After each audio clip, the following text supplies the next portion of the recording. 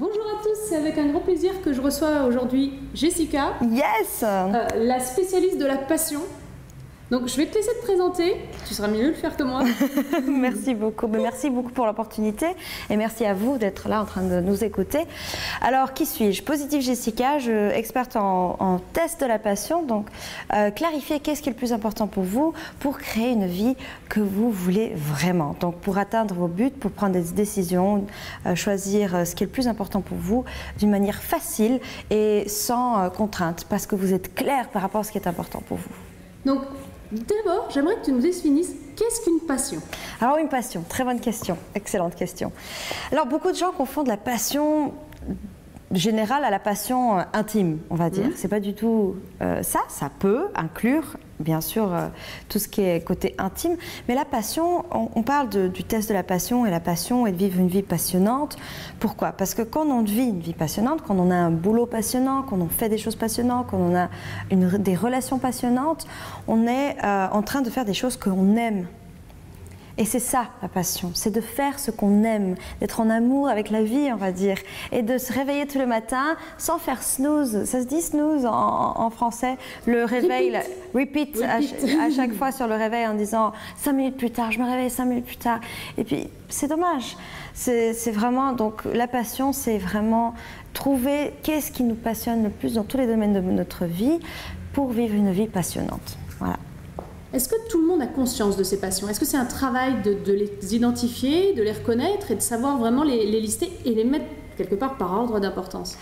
Alors, est-ce que tout le monde peut faire ça? Oui. Est-ce que tout le monde a une facilité à le faire? Non. Beaucoup de fois, je retrouve des gens dans mes stages et formations qui n'ont jamais fait ce travail. C'est-à-dire quand on leur demande qui es-tu, que fais-tu, on parle plutôt de travail, donc on a notre identité qui est complètement attachée à notre boulot. Ok, c'est compréhensible, mais après quand je leur pose la question, mais qu'est-ce qui te passionne vraiment? Grand vide. Qu'est-ce qui te fait rêver? Grand vide. Par contre, si on prend, tout le monde a la capacité de le faire, si on prend 5 minutes, 10 minutes, on s'assied devant une page et on dit si je pourrais faire, avoir tout ce que je voulais. Sans restriction. Sans restriction, qu'est-ce que ça serait? Donc de décrire avec le test de la passion, on met quand ma vie est idéale, et on met au présent, on commence à faire une liste de qu'est-ce qui est le plus important. Par exemple, dans tous les domaines de vie. Au niveau sentimental, on peut dire je vis une vie de couple de rêve avec mon partenaire idéal. Niveau finance, ça peut être je suis multimilliardaire ou je vis une vie de multimilliardaire. Nuance, très différente. Carrière, je suis en parfait alignement avec ma mission d'aider et transformer la vie de millions de personnes à travers mon blog, mon site ou alors mon livre ou même le boulot de tous les jours. On définit clairement qu'est-ce qui serait vraiment le top, l'ultimum, le truc vraiment génial, quoi. Et on prend le temps de le faire, tout le monde peut le faire.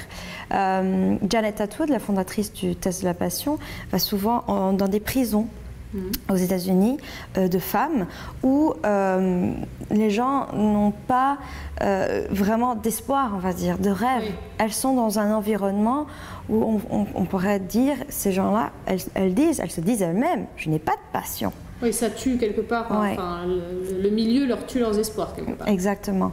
Par contre, elles réussissent à faire le test de la passion et ça leur allume des étincelles dans les yeux et ouvre le cœur complètement. Et ça, je trouve ça magique. Donc, pour répondre à ta question, j'ai fait un peu long. Oui, c'est à la portée de tout le monde, il faut juste prendre le temps. Donc, pour toi, c'est quelque part, c'est une clé de réussite. C'est-à-dire que quelqu'un qui a bien déterminé ses passions, qui a bien réussi à les mettre quelque part dans l'ordre, derrière, c'est la clé de son avenir? C'est ce qui va le faire avancer?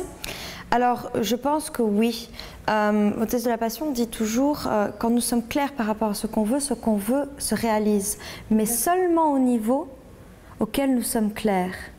Donc c'est plutôt par rapport à la clarté sur ce qu'on veut. La clarté sur ce qui nous passionne. Donc on peut très bien dire sur ce qu'on veut en général ou moyenne. Mais bon, si on peut créer une vie passionnante, pourquoi pas mettre ça dans des passions. Est-ce que c'est important de le mettre en ordre de priorité? Oui, pourquoi? Parce que bon, chez nous, on fait un test qui nous donne les 5 comme on a fait ici à ce séminaire, parce qu'on est à Tenerife, au chaud. On en profite. Et donc, par exemple, tu as trouvé tes 5 passions et tu te concentres juste sur ces 5 top passions. Et le reste suivra. Donc beaucoup de fois, on pense qu'il faut s'éparpiller et voir tout ce qu'on veut, tout ce qu'on souhaite, il faut tout faire en même temps. Et là, on s'éparpille effectivement et on ne sait pas qu'est-ce qui est vraiment le mieux pour nous. Donc il y a ça. Alors c'est important, un, au niveau de la clarté pour créer ce qu'on veut, et deux, pour vraiment se concentrer, focaliser sur ce qui est le plus important, les 5 choses les plus importantes. Et j'allais oublier la troisième, le secret. Vous voulez le secret pour vivre une vie passionnante? Le plaisir. Dès aujourd'hui. Alors on le dit souvent aussi, c'est à chaque fois que vous êtes face à un choix ou une opportunité ou une décision à prendre, choisissez toujours en faveur de vos passions. C'est tout simple. Ça, c'est ce que nous a appris Jessica. On a passé 2 heures avec elle, 2 heures extraordinaires. On ne s'attendait pas du tout à ce que tu nous as fait faire. Et derrière, on en ressort avec une liste, avec des rêves plein la tête, avec une liste bien claire. Et on se dit, on n'a plus qu'à la suivre. C'était vraiment assez épatant. Je vous le conseille, il faut le tenter. Le jour où vous avez l'occasion, vous le tentez. Et alors avec elle, il y a une pêche d'enfer.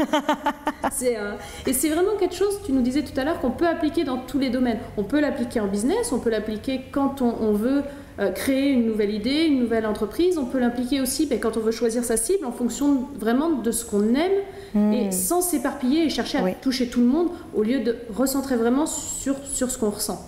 Tu peux vraiment l'appliquer si c'est bien ce que...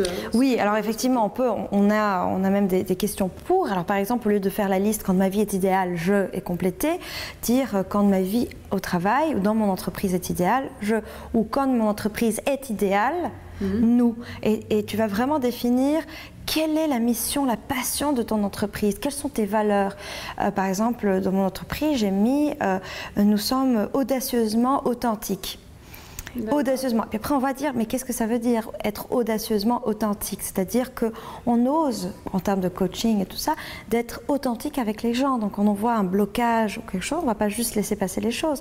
On est audacieusement authentique et audacieusement fun aussi. Donc, vraiment dans le divertissement. Après, bon, je l'ai fait en anglais, je suis un peu anglophone. J'ai mis Fashion New Pathways. Donc, créer des nouveaux chemins. Donc on peut vraiment définir et on met toute cette liste et après on définit qu'est-ce qui compte le plus pour l'entreprise. On trouve les top 5 et après on base sur ça pour trouver la cible de notre entreprise, donc notre client. Et c'est vraiment bien si vous connaissez un peu la loi de l'attraction pour vraiment visualiser, clarifier quel genre de client est-ce que je veux, parce qu'on a une idée, un avatar peut-être un peu vague de notre client idéal. Très très large, et c'est souvent ce qui vous perd, c'est qu'on se lance, on veut toucher tout le monde et au final on touche personne. Donc là tu as un outil très puissant pour donner de la clarté et c'est un outil de vie, mais c'est aussi un outil dans l'entreprise pour vraiment resserrer sa cible et vraiment savoir à qui on va s'adresser, à qui son cœur va s'adresser. Oui, et c'est super important et on peut prendre ça, c'est en 10 minutes c'est fait. Vous écrivez sur votre liste mon client idéal et vous écrivez tout ce qui est les qualités, les caractéristiques et ce qui fait vibrer votre client. Et pour vous listez tout ça, après vous pouvez aussi, quel genre de relation est-ce que j'ai avec mes clients? Qu'est-ce qu'ils attendent de moi? Donc vraiment, qu'est-ce que mes clients attendent de moi? Ils attendent que je sois authentique, ils attendent que j'ai beaucoup de succès. Ils attendent des nouveaux produits ambitieux, pas ce que vous pensez qu'ils veulent, mais c'est vraiment idéalement qu'est-ce qui serait le plus facile pour vous quand c'est leurs attentes. D'accord. Qu'est-ce qu'ils ressentent et quel est le bénéfice qu'ils peuvent en tirer. Voilà, exactement. De toute façon, c'est ce qu'on répète toujours. Pensez pas produit, pensez bénéfice pour la personne que vous avez en face. C'est primordial. Elle vous le redit, surtout, n'oubliez jamais cette phrase. Ça fait partie des secrets. Vous marquez vos listes, vous le faites par de même, comme elle vient de dire, et vous les placardez devant vous. Yes. Le grand secret, j'ai compris. Le grand secret, c'est choisir en faveur de ses passions, choisir en faveur de tout ce qui est important pour vous et donc créer aussi la vie idéale, donc votre business idéal. Vous pouvez le créer.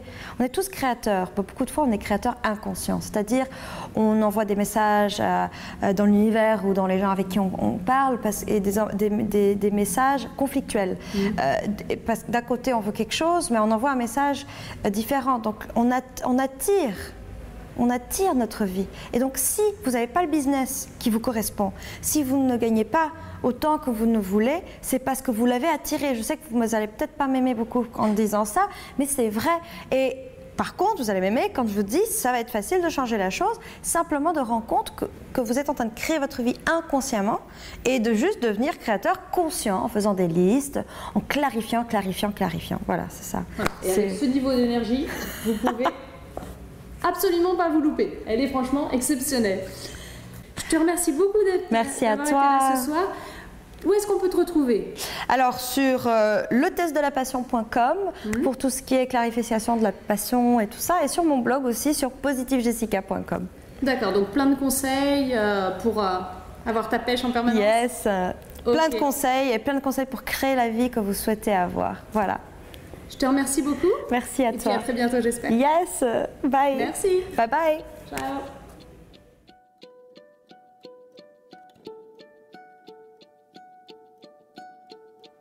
Mm-hmm.